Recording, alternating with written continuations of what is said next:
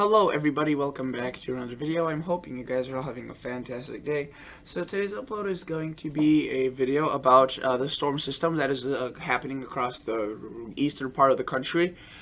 It is very expansive. There's lots of stuff happening on the radar. If you live across Minnesota, Wisconsin, Iowa, South Dakota, North Dakota, maybe even Michigan, Indiana, Ohio, Illinois, you would know that there's a lot of storms going on, and you might have actually been impacted by one already, and the chances are still going to be for the next couple of really 24 to 36 hours for some storm showers, and especially across the Northeast and Mid-Atlantic as the storm system slides to the east as we approach Saturday and Sunday. So that's definitely something I want to talk about. Some people are saying that this is repetitive, if you will, but I feel like it is, this summer has been filled with lots of powerful storms. There have been many storm systems, and it looks active, like I've been saying in my previous videos, and it looks as if more storms are on their way in terms of these large type systems, and this one is just one of the many. So let's get into it. But before we do, if you guys would like to subscribe to this channel, consider doing so. I am a weather fan, weather enthusiast, and we have a bunch of weather enthusiasts on here. So we really just do that stuff, and we really enjoy it. So that would be awesome if you guys could join us. And if you're a returning viewer, liking the video would be awesome. So let's take a look at what's going on. So notice this is a combination. If you recall, this storm system that I'm referring to is a combination of the remnants of Laura, which is still delivering powerful showers across the southeast, and really the center of circulation is across Kentucky, Tennessee. Okay, so that's definitely still being active. But notice we have another large area of slight risk. There was an enhanced earlier, but they got rid of that as they thought that they really just don't think an enhanced is necessary. They think slight is enough. It was really across northern Illinois, Wisconsin, and Iowa. But look at this. We have actually a line of showers that is very, very strong moving into the northeast, and actually I'll just talk about that quickly. But notice we do have a potential for a severe thunderstorm watch likely across Iowa and Illinois. A few severe storms are definitely likely, and whether or not this makes it into Illinois, Chicago, we hope it does in terms of the rain. We don't want the severe storms, but hopefully it'll be weak enough to just yield rain. But there's definitely a lot of stuff going on. This is definitely a storm that could be dangerous and pose quite a big of a threat. I mean, you can see how large of the area it is. There's just tons of large cities in here. We have Cleveland, Columbus, just south of Philadelphia, kind of. Yeah, Philadelphia, Washington, D.C., Baltimore. We have Chicago, Milwaukee, Detroit, Green Bay, Des Moines. I mean, the list just keeps going on and on. Madison, Wisconsin. So just lots of these cities. And notice we also have a tornado watch, I think, right there, yeah, across Tennessee, Kentucky, Alabama, and Mississippi. This is to do with the remnants of the tropical storm. At this point, really tropical depression. You can see right there. Let's take a look at tomorrow's outlook. Notice it moves just to the east coast, so if you live across really the coastal areas of the northeast, keep an eye out for that. There definitely could be some severe weather. And then also into the Texarkana area, Arkansas, eastern Oklahoma, southern Missouri, and that's pretty much it. But you could see that there's definitely two areas, and if you were to quickly look at Sundays, it moves back to the west. We have another chance of a pop-up storm chance across Nebraska, northern Kansas, and southern South Dakota. I want to look at the radar now quickly. So looking at this, we could see we have a whole area of showers, and a lot of these showers are very heavy rain producers. They produce a ton of rain. Okay, some of them are severe warned. Notice here's Tropical Storm Laura, Tropical Depression. We still have that spinning flow. We have a few stronger lines of storms, a few showers on the backside.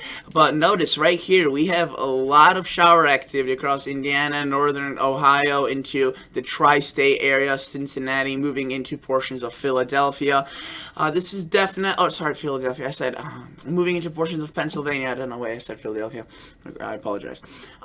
Notice Michigan also seeing a few showers. There were big clusters the other day across, or even not the other day, a couple days ago. Sorry, not a couple days. Yesterday in the evening, there was large showers across portions of Wisconsin and Minnesota and Iowa. There was big bands of storms that were forming, and these big bands really did do quite a bit of, they delivered quite a bit of rain, and they were actually very expansive. So if you live across Minneapolis, northern Wisconsin, and into Iowa, you might have remembered from yesterday there was these large clusters. And notice we do have a front developing as I'm recording this video.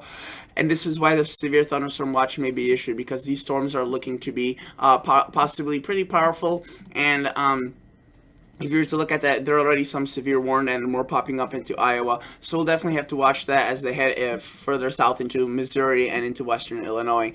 But really just a ton of activity happening across northern Indiana, Ohio. You can see lots of showers and storms, so definitely keep an eye on for that. Let's go to the actual models now, and let's go to the high-resolution European model.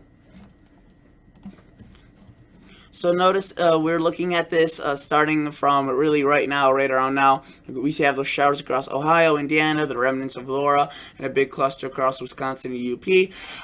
The showers do continue to develop from really those two areas of two areas of development across northern northern Michigan and southern Canada. I am really messing up today. And then notice we have the remnants of Laura moving across Kentucky, Tennessee, and the upper portions of Alabama, Georgia, and Mississippi.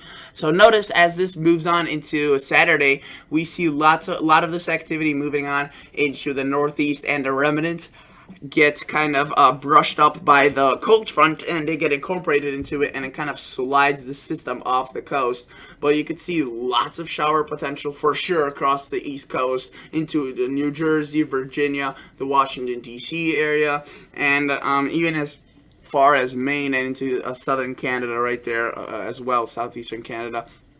And then it finally moves off the coast. Still a few patchy areas of showers, and that's why the risk for tomorrow is also, if you recall, I showed you that slight risk. It was across Oklahoma and Arkansas. That's associated to do with this little band.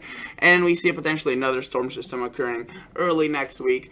And this one could also be spawning quite a bit of showers and storms. So that's definitely a bit interesting to see what occurs then. And let's take a look at the GFS model, if you will. I'm going to look at that one and take a look at its precipitation and moisture. I want to show you that there are some differences, but mainly they are really just agreeing, if you will. And notice that we are taking this storm. We have this cold front that develops. The GFS has more of a developed cold front than the European, and it moves it into Virginia, West Virginia, Kentucky, Tennessee, all these showers. It's just very expansive, and whether or not you'll get hit I just can't answer that. You just have to keep an eye on the radar. I could say which areas are going to be more affected by this, the Northeast, Mid-Atlantic, and the western or eastern portions of the Midwest, but really whether your town in New York or Pennsylvania is going to get hit is nearly impossible to say. Now notice you can see that moves off the coast, thankfully, but we still have a few showers across the south, and then we see that another that large system developing next week again. So another large storm is on its way, and these are getting bigger and bigger. And I just want to show you that with the bigger storms, we are getting a bit more colder air following those storms. As you know, with fall storms, we do get a lot of strength, and those storms have a strong ability to kind of filter in cold air. You could see some cool air masses as early as really late next week coming into the United States. Right there is our first one. This computer is really slow. I'll come back to you once it loads. So we had that first attack of that air mass late next week, and you can see that continues throughout the weekend. And then we see another one. You can see Monday, Tuesday, and into Wednesday, we see another pretty large air mass across Illinois, Indiana. And this isn't about the storm, right? But I just want to show you that there could be some pretty substantially cold air moving into a good portion of the country. Really just a good chunk of the country. The West will just remain warm. But I want to show you the European model. The European model is also in agreement. Just it doesn't have the cold air making it as far to the south as a GFS. But notice we have a first cooler air mass across the Midwest this weekend. Then we have one early next week, kind of trying to make its way, but it gets filtered out. And then we have the one late next week. And we have a bigger one possibly the start of the next week, if you will. It's far out, but these models have been consistently showing these signs of cooler air. And let's just go back to Saturday, August 22nd, so almost exactly a week ago. And let's take a look at this. Notice they had the heat for this week, but then they were also showing cooler air masses. So, and that has been the trend, and it's actually been pretty accurate. One last thing I want to look at is the HER model. This is the high resolution model, and let's take a look at some of these storm systems that could be popping up across the Midwest today. So I could get you updated on this. Notice that the HER again has a lot of storms across the Midwest, the Mid-Atlantic, and into the portions of the South. It really struggles to develop this cold front right here. It does not really develop it that nicely or that neatly. A little bit of shower activity possible, but it really just it's weak and doesn't develop it as much as maybe the Storm Prediction Center thought it would. Okay, so they definitely decrease that enhanced risk.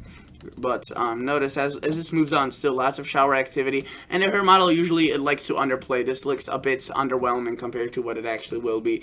And the reason you could just say that because this right now, what we're experiencing right now is way more than what the HER is showing at this time. But yeah, definitely a chance for some storms, showers. Stay tuned. These storms could pack a powerful punch, damaging winds, large hail storms. Trees could be knocked down. Shouldn't be a widespread threat. That whole cities are destroyed like they were by the derecho that one week. But definitely an isolated threat of some damage is possible. So thank you guys so much for watching, and I'll catch you all guys on the next episode. See ya. Bye.